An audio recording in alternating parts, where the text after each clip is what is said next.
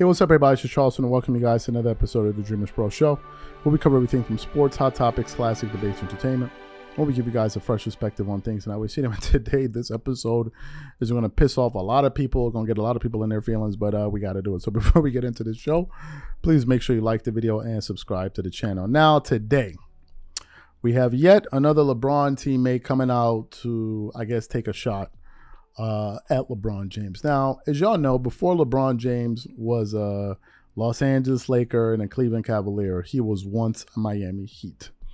Back in the summer of 2010, 2011, the Miami Heat formed a super team, which had Dwayne Wade, who was already the leading scorer at the NBA at that time and a Finals MVP. They got a 20-10 guy, Chris Bosh, who was leading this team to the playoffs in Toronto.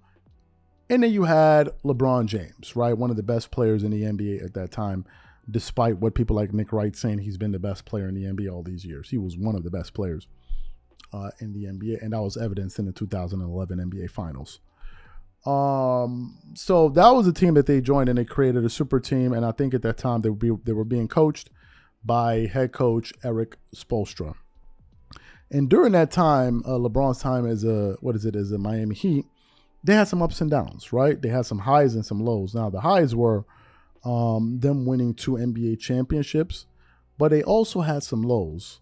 And one of the lowest points, or probably the lowest point of LeBron's NBA career, was when the Miami Heat faced Dirk Nowitzki, Jason Terry, Shawn Marion, and these guys, JJ Barea, and these guys in the NBA Finals. And going into that Finals, they were the Miami Heat, a heavy favorite.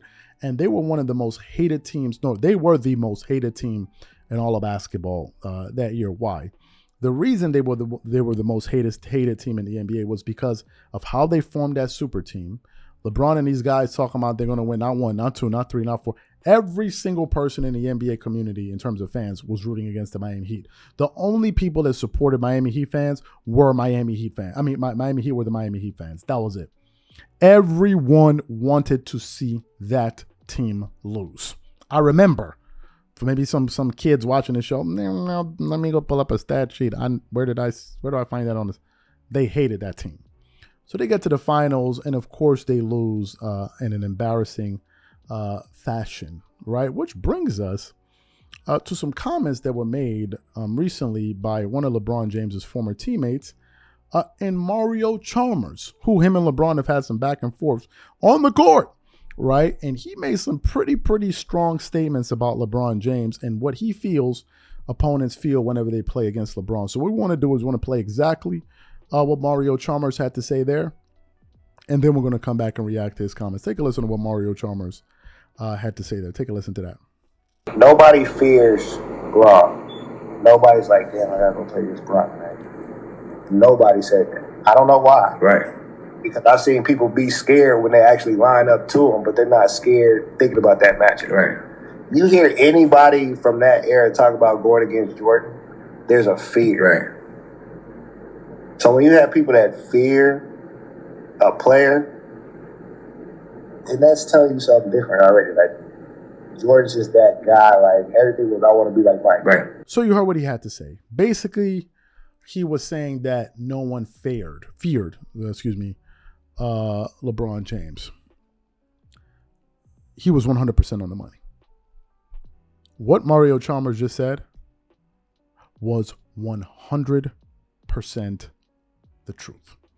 I know some of LeBron fans may not want to hear this.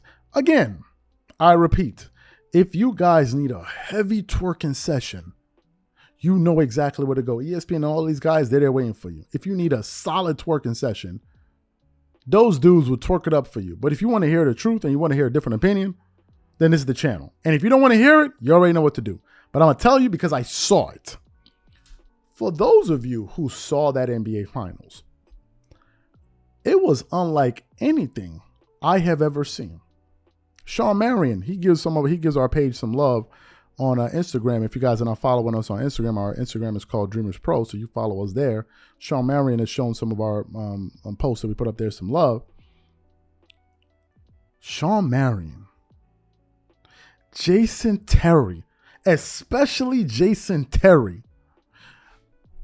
I've never seen a superstar NBA player get disrespected, like blatantly disrespected, the way LeBron James got disrespected in those finals. It was something crazy. It was something crazy. They were trash talking him like he was just some. They were basically punking this dude on the court. They were talking all kind of trash. Jason Terry, Sean Marion, all of these guys. I mean, it was like, who is this dude? That's how bad it was. I saw it. And it was one of the reasons when LeBron James was playing against the Boston Celtics when he was still in Miami Heat. And I believe they threw him a lob and an alley-oop, and he dunked it over Jason Terry, and he looked at him when he was on the floor because it was personal. He remembered all of the junk that Jason Terry spoke to him in the NBA Finals. That's why he looked at him when he was on the ground. Because he remembered what Jason Terry was saying. It was incredible, but it wasn't just that. You see, he wasn't just pointing to that occasion. And LeBron and Mario Chalmers has gone at it. There's actually a video where you see LeBron look like he wanted to punch Mario Chalmers on the bench, but it didn't happen. I think it was over something basketball related. But it wasn't the first. He wasn't like, what Mario Chalmers is saying, it's not like as if this is the first time we understood this. Kobe Bryant. Kobe Bryant. I think when Kobe saw LeBron, I think Kobe saw him as a very, very good player. But in my honest opinion, I think Kobe looked at LeBron like he's more hype than the substance there. I think Kobe saw straight through LeBron. And I think Kobe was somebody that, I don't know if you remember the movie Casino Royale with Daniel Craig, one of my favorite James Bond movies.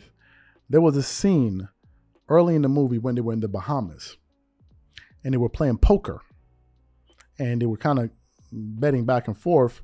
And there was a part where this guy, he put up his Aston Martin to bet him. And there was a part where Daniel Craig called like a particular card or whatever it is, and he put it on the table. He put the card on the table and he looked at the guy and he kept on looking at him like this,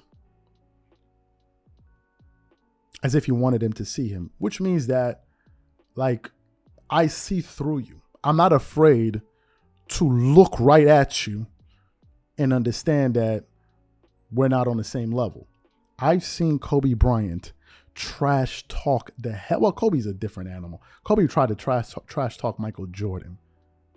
But I seen Kobe Bryant talk to LeBron like as if, like at All-Star games, like, yo, what's wrong with you?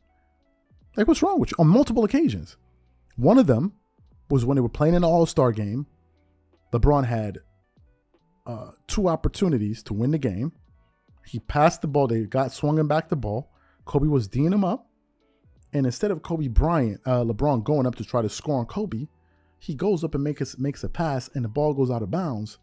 And Kobe turns around and looks at him like, yo, what the F is wrong with you? This is Kobe Bryant talking like, what the F is wrong with you? And then you saw LeBron like, nah, well, I was trying to pass it to him. He's like, Kobe's like, F him. Talking about D-Wade, like, yo, F him. And he's talking to LeBron like, yo, this is my son. Not like in that type of way, but like, yo, what the F is wrong with you? Or the other time when you saw him guarding him one-on-one in the All-Star game, and he was talking to him like, yo, what's wrong? You talk to people like that you don't fear. That you don't fear. We're not talking about fighting.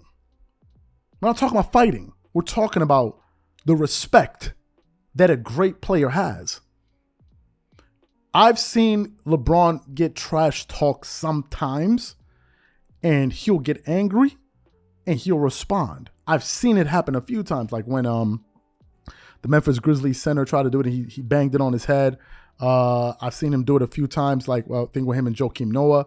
I saw him do it at one time with him and Trevor Ariza when he banged it on him in transition. I've seen a few times like that. But most guys in the NBA know We can talk trash to this dude. We respect his game, absolutely, but we don't fear him. We believe that if we trash talk him, we can get him out of his game. We can take him off of his center. In the case of Kobe, you would never try that. Jordan, you would absolutely never try that. You would never do it unless, again, you just didn't know. But a lot of cats have tried him when it comes to that. That's the truth. And I saw it in that final. I saw it. It was crazy. They were talking to Duke like, yo, and the crazy part was they were talking to him and you can clearly see it was affecting him. It was affecting his play in that series. I've never seen anybody trash talk Kobe Bryant, ever. And it affected his basketball game, ever. You cannot pull up a video where somebody trash talk Kobe and it took him out of his game. It has never happened. It has never happened. You will never find a video like that. Never. That this dude was talking to him and he got into Kobe's head. Never. I've seen Ron Artest try to talk Kobe like that. I've seen various players, what he does is he gets angry and he gives you buckets. That's what he does. He just starts giving you buckets and just starts embarrassing you. But in this case, he has a point. He's not saying LeBron is not great. That's not what he's saying. He's not saying they don't respect his game. That's not what he's saying. He's talking about the fear. And that's something else you got to factor in when you're talking about GOATs. Some people say, but how can you factor that in? It's not a stat. Oh, it affects the stat sheet. Because when you're going against a guy like a Jordan, the psychological impact it can have on the players opposing teams, even coaching staffs, it may not show up on the stat sheet, but it can affect outcomes in games. It can. When you have the fear that this guy's going to beat you, no matter what, he's going to beat you. And I'll give you guys the proof of this. There was one time in LeBron's career where he had that psychological advantage over an opponent. For those of you, you're just talking number. No, it's real. Psychological intimidation exists in sports. Do y'all remember when LeBron used to play against the Toronto Raptors? It got to the point where they actually believed, those Toronto Raptor players, that they could not beat him. They felt like no matter how well they played, this guy would find a way to beat us. And it was evidenced by comments that their best player, DeMar DeRozan, made. LeBron got in those guys' head.